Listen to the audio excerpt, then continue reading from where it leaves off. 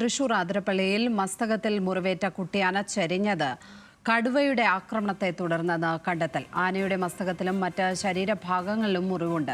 പോസ്റ്റ്മോർട്ടത്തിനിടെ അമ്മയാന അടക്കം 16ഓളം ആനകൾ ആനക്കുട്ടിയുടെ ജഡത്തിന് അരികിലേക്ക് എത്തിയതിനാൽ കൂടുതൽ പരിശോധന നടത്താൻ കഴിഞ്ഞിട്ടില്ല. വിവരങ്ങളുമായി ലെവിൻ കെ വിജയൻ ചേരുകയാണ് തൃശൂരിൽ നിന്നും.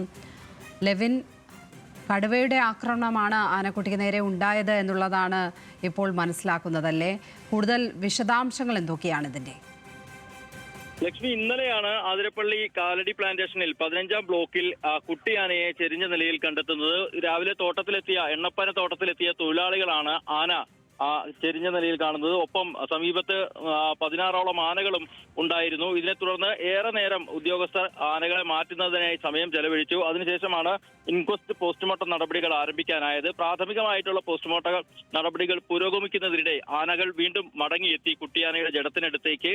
പിന്നീട് ഇന്നലെ ഇവർക്ക് ദൗത്യം അവസാനിപ്പിക്കേണ്ടി വന്നു. പ്രാഥമികമായി നടത്തിയ പരിശോധനയിലും സാമ്പിൾ ശേഖരണത്തിലുമാണ് വന്യമൃഗത്തിന്റെ ആക്രമണമാണ്, കടുവയുടെ ആക്രമണമാണ് എന്നുള്ള സൂചന ലഭിച്ചിരിക്കുന്നത്. ഇതിന്റെ ആന്തരിക അവയവങ്ങളുടെ സാമ്പിളുകൾ ഉദ്യോഗസ്ഥർ ഇന്നലെ രാത്രി തന്നെ ശേഖരിച്ചിരുന്നു. അതെത്തിച്ച് നടത്തിയ പരിശോധനകളിലാണ് കടുവ തന്നെ ആക്രമിച്ചാണ് കുട്ടിയാന ചെരിഞ്ഞതെന്ന് മനസ്സിലാക്കിയത്. അല്പസമയങ്ങൾക്ക് മുൻപ് വീണ്ടും ദൗത്യം പുനരാരംഭിച്ചു. ഈ പ്രദേശത്ത് നിന്നും മറ്റ് കാട്ടാനകളെ മാറ്റിയതിനു ശേഷം കുട്ടിയാനയുടെ ജഡം ഇവിടെ നിന്നും മാറ്റിയിട്ടുണ്ട്.